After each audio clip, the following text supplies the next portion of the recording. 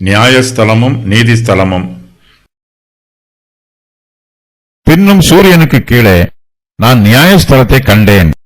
அங்கே அநியாயம் இருந்தது. நீதிஸ்தலத்தையும் கண்டேன். அங்கே அநீதி இருந்தது. சகல எண்ணங்களையும் சகல செய்கைகளையும் நியாயம் தீர்க்கும் காலம் இனி இருக்கிறபடியால் சன்மார்க்கனையும் துன்மார்க்கனையும் தேவன் நியாயம் தீர்ப்பார் என்று என் உள்ளத்தில் எண்ணினேன். சாலமோன் இந்த பிரபஞ்சத்தில் தான் பார்க்கிற இன்னும் அநேக காரியங்களை எங்கு எழுதுகிறார். ஜனங்களிடத்தில் தெய்வ பயம் இல்லை, மனுஷர் மத்தியிலே தெய்வ பக்தியும் இல்லை, எல்லாம் மாயையாய் இருக்கிறது. மனுஷரிடத்தில் ஜீவனும் பலனும் இருக்கலாம், அதிகாரமும் வல்லமையும் இருக்கலாம். ஆனாலும் அவர்களிடத்தில் தெய்வ பயம் இல்லை என்றால் அவர்களுக்கு மற்றவை எல்லாம் இருந்தாலும் அவற்றால் ஒரு பிரயோஜனமும் இல்லை.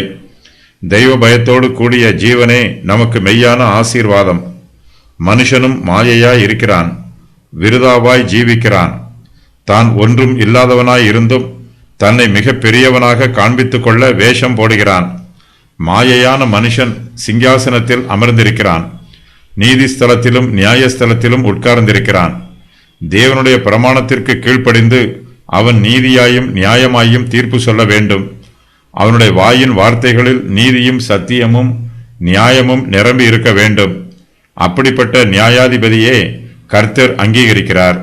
நீதிமான் கர்த்தருடைய ஊழியக்காரனாக நியாயஸ்தலத்தில் அமர்ந்து நீதியான தீர்ப்பு சொல்லுகிறான்.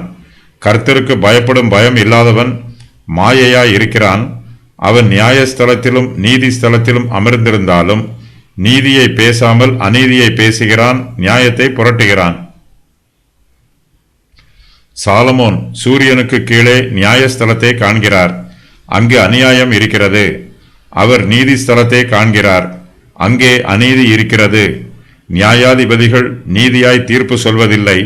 மனுஷன் உயர்ந்த ஸ்தலத்தில் இருக்கிறான், ஆனால் அவனிடத்தில் நற்குணம் இல்லை. அவன் நியாயஸ்தலத்தில் அமர்ந்திருந்தாலும் நியாயாதிபதியின் குணாதிசயம் அவனிடத்தில் காணப்படவில்லை. மனுஷனுக்கு கனமும் மதிப்பும் மரியாதையும் இருக்கிறது, ஆனால் அவனிடத்தில் தேவனை பற்றிய அறிவு இல்லை. இப்படிப்பட்டவர்கள் மிருகங்களைப் போல இருக்கிறார்கள்.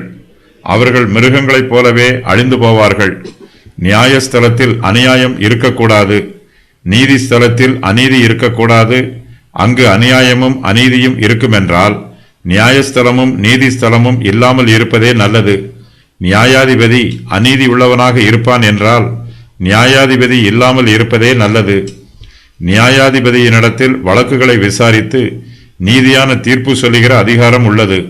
அவர் தன்னிடத்தில் உள்ள அதிகாரத்தை நீதியையும் நியாயத்தையும் சத்தியத்தையும் வெளிப்படுத்த பயன்படுத்த வேண்டும்.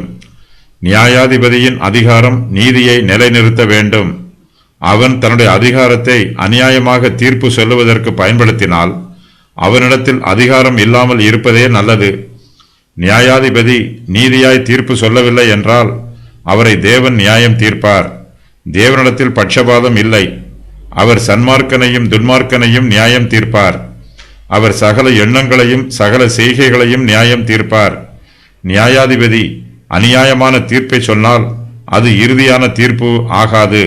சத்தியமான தீர்ப்பே நிலைத்து நிற்கும். மெய்யான தீர்ப்புதான் இறுதியான தீர்ப்பு.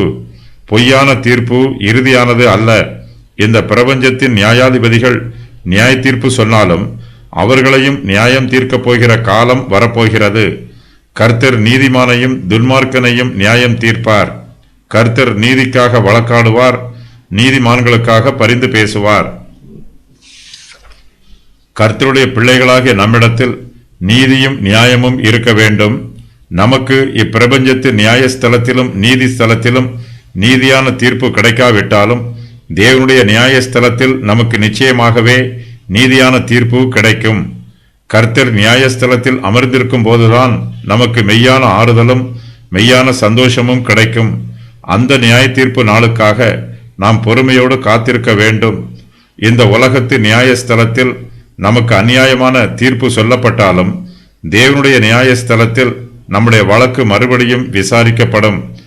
தேவனே நியாயஸ்தலத்தில் அமர்ந்திருந்து நம்முடைய வழக்குகளை விசாரிப்பார். மனுஷர்கள் நம்முடைய வழக்குகளை செவி கொடுத்து கேட்காவிட்டாலும் நம்முடைய தேவனாகிய கர்த்தர் நம்முடைய நியாயங்களையும் வேண்டுதல்களையும் விண்ணப்பங்களையும் கவனமாய் செவிகொடுத்து கேட்பார்.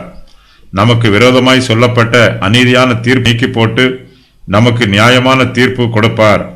தேவனுடைய நீதி ஸ்தலத்தையும் நியாய ஸ்தலத்தையும் நாம் இந்த பிரபஞ்சத்தில் இன்னும் பிரத்யட்சமாய் காணாமல் இருக்கலாம். அது தேவன் நியமித்த காலத்தில் நிச்சயமாகவே நடைபெறும். சர்வ வல்லவருக்கு காலங்கள் மறைக்கப்படாதிருக்க அவரை அறிந்தவர்கள் அவர் நியமித்த நாட்களை அறியாதிருக்கிறது என்ன? யோபு 24:1. சாலமோன் நியாயஸ்தலத்தில் அநியாயத்தை காண்கிறார். தேவனே நீதியானவர், அவரே நியாயம் தீர்ப்பார். சன்மார்க்கனையும் துன்மார்க்கனையும் தேவன் நியாயம் தீர்ப்பார். கர்த்தருடைய நியாய தீர்ப்பு நீதியாக இருக்கும்.